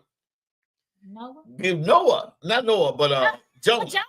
Jonah in the fish. No, Jonah. Noah was not in the fish. The sea couldn't stop Jonah from getting a prayer to God. So what I mean by correction is the next level is that we have to approach things different. And so like if I sit down here in this spot with you, I've had many co-hosts, but I've never had one as good as you. Thank you. Here it is. Now we're on TV, we're on radio. So I've been corrected in the way I approach things now. Right. And therefore I'm ready for the next level of growth in things because I've been corrected. So a lot of times to me, correction is next level. I agree. Come on. I mean, you expounded on that beautifully. You're absolutely right. Correction, next level. Now, what you think? What's the next level for you? Let's talk about Gigi McKenzie. What's the next level for Gigi McKenzie? Next level for me, there's so many things that I want to tackle. Like I just said at the top of the show, I have a new position, so that's definitely next level for me. Dealing with a different position, more money, and things of that nature. So the Lord is working with me in that. And then another growth aspect for me too is ministry. Really, really winning souls to Christ, showing an example by being a living example, not just talking. I want people to see the God in me before I even open my mouth. And you about to release another book too. Yeah, soon. I know. I have literally procrastinated on book 2. It's there. It's a work in progress, but I'm working on the audiobook for this one first. Are you gonna be doing audio? Kind of. It's kind of my voice. Because I can't do no audio because I know I can't be in that sound like the guy from Harlem Nights. Be studying and trying to like this CD got a groove. Download is bad. Yeah, but everybody was just looking at him like, yes, trying to help him. No, please don't stutter. You'll be all right. So how do you feel about our first show after a little break back to be back on radio? It feels good. To be back on radio, it feels good. We had a lot of shows lined up prior to coming. So I think the topics are going to get more and more controversial and fun to talk about. So it's going to be good. We are going to blow the roof off. Now, next week, and we may have a guest next week. I don't know. Uh-oh. But a lot of people want to get on this topic of emotional cheating. All right. A lot of people, we're talking next week about emotional cheating. Oh boy. Because if you are going to somebody else, you are going to somebody else outside of your spouse to be comforted, you are emotionally cheating. We're going to talk about that because, and here's the aspect, and I want you all to think about it, that there are a lot of pastors who are allowing members to emotionally cheat with them. Because they are the ones that are talking to this person's spouse instead of talking them together. Okay. I've seen that. And we're going to talk about that next week. Are we stepping on toes? Well, no, I'm just going to be honest. Because most people who cheat or get into situationships or things they shouldn't get into, it starts from emotional starvation at home. Right. That, okay, I need to talk to this person, because I've learned, like, there are people I talk to who I've only spent maybe 20 minutes with them in life. But I talk to them because let me tell you what's going on in my life and this person. And that is something that we don't get, that we're doing. Emotional cheating. Right. There are, like, man, I'm tired of this, or I'm this person, or, or sometimes we don't open up, or we marry somebody, or we with somebody, or we're with friends who don't have the capacity to help. There are so many people that have no release in life. No release. They have nobody to talk to. Well, don't spill it all now. So you guys want to tune in next week? Yes. I'm telling you, it is going to be a phenomenal show. We got other shows after that. We might have a special guest, speaker, author. We want to talk about that. Okay. Also, author Denise Jones.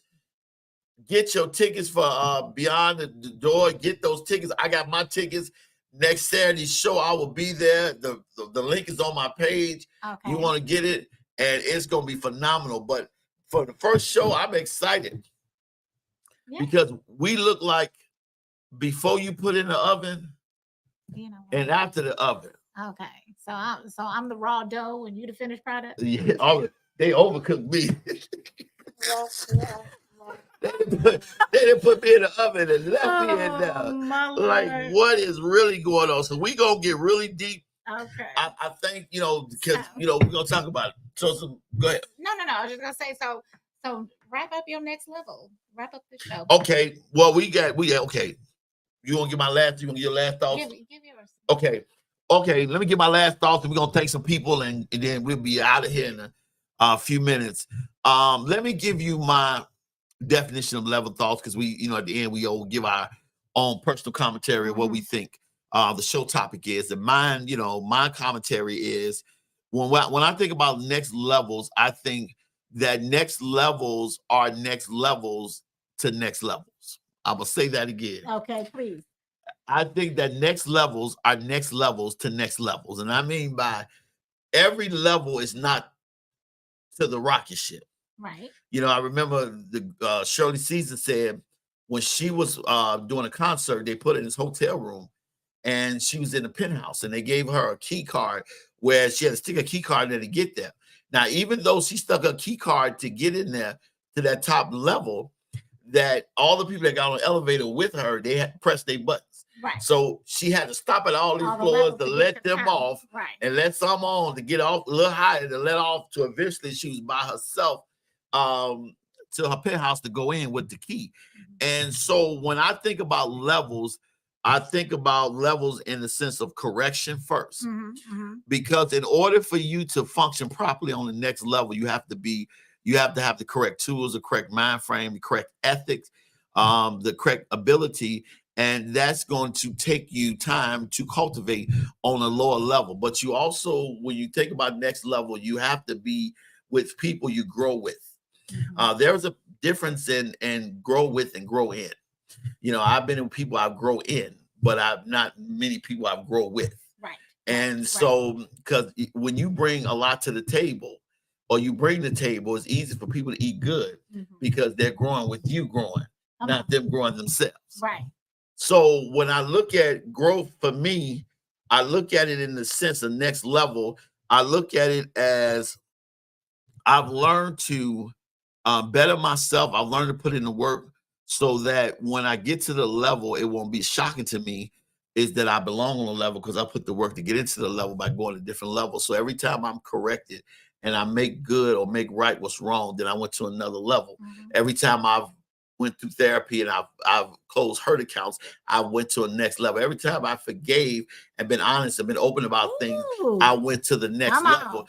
So therefore that I went to a level, whereas the next level is not a big jump. It's just another step because I've been stepping up on different levels.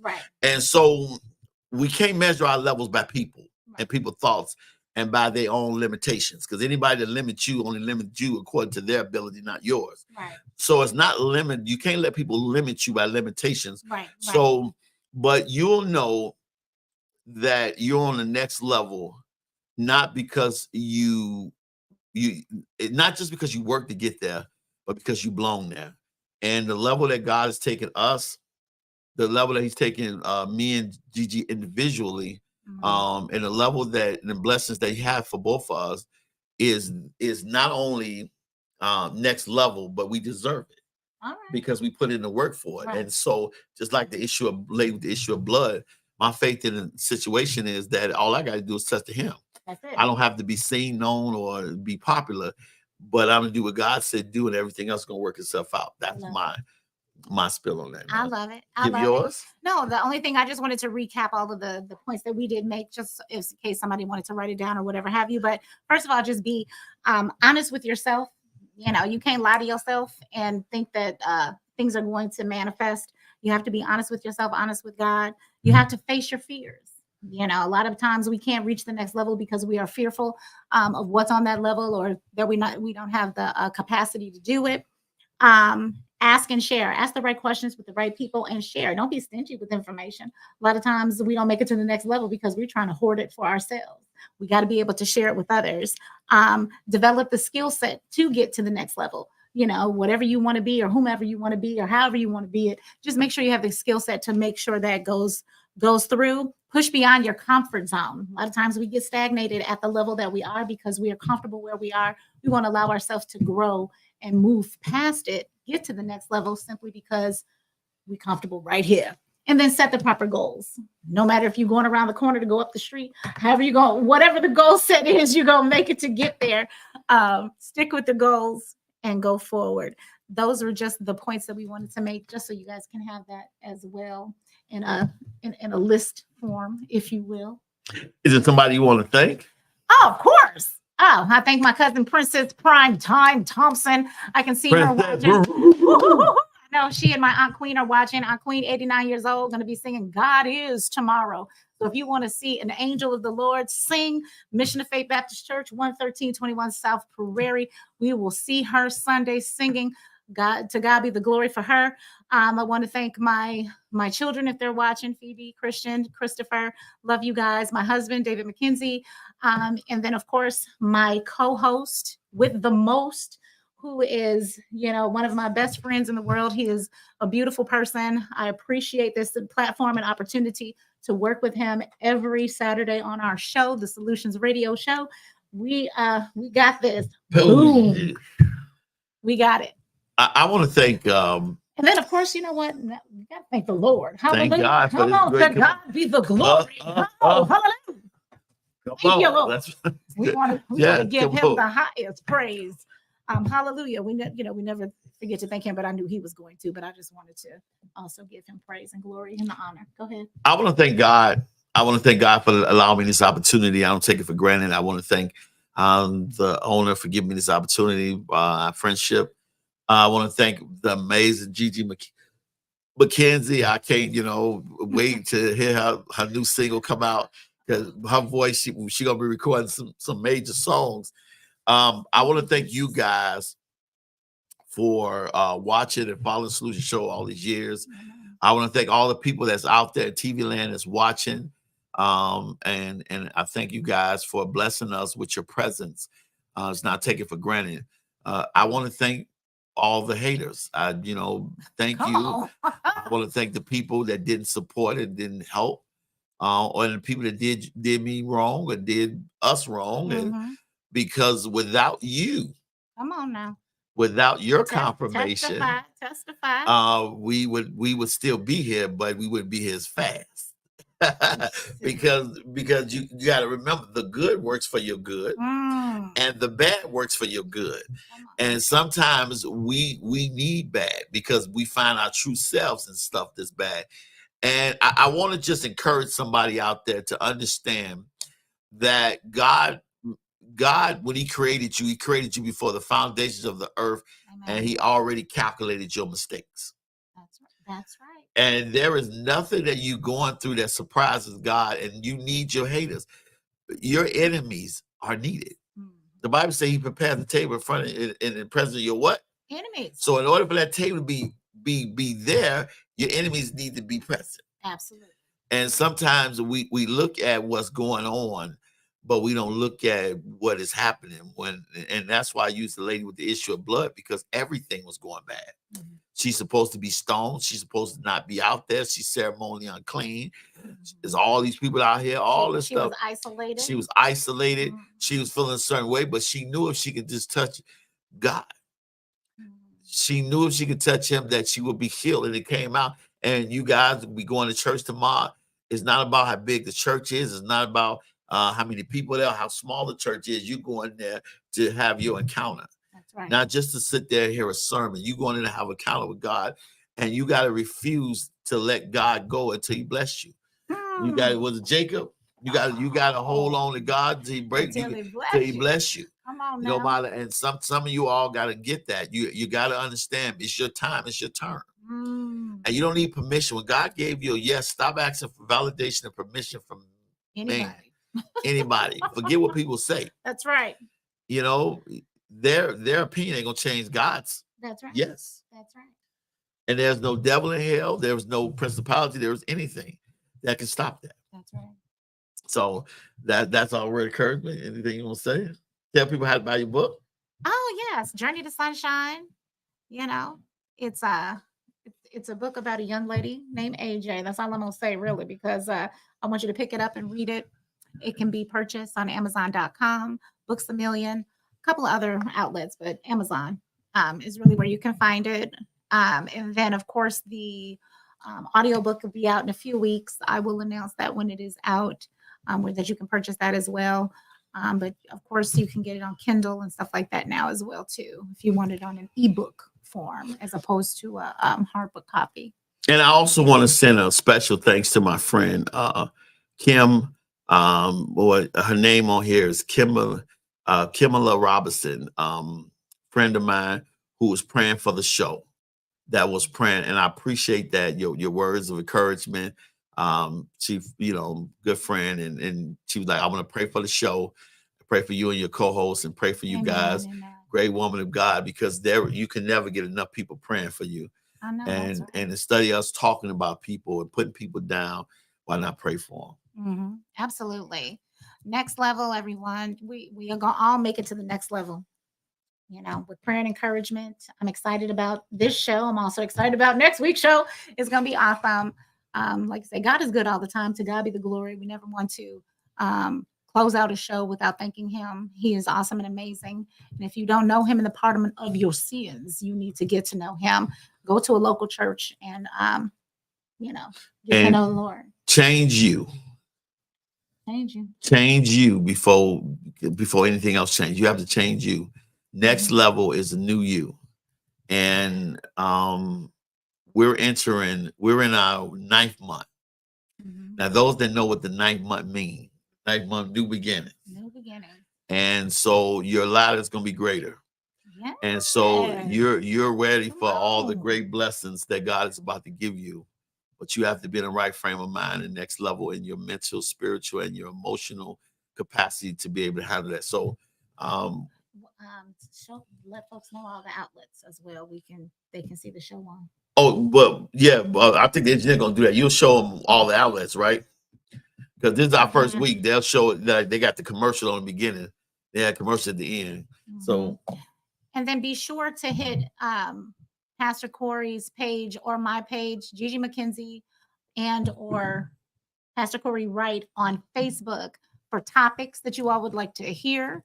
If you would like any comments and things of that nature, leave that on our page so we might be able to have more shows that you might be interested in or guests and more content and things of that nature. So then you can inbox us if you want to sow a seed or be featured on one of our shows or your products and stuff.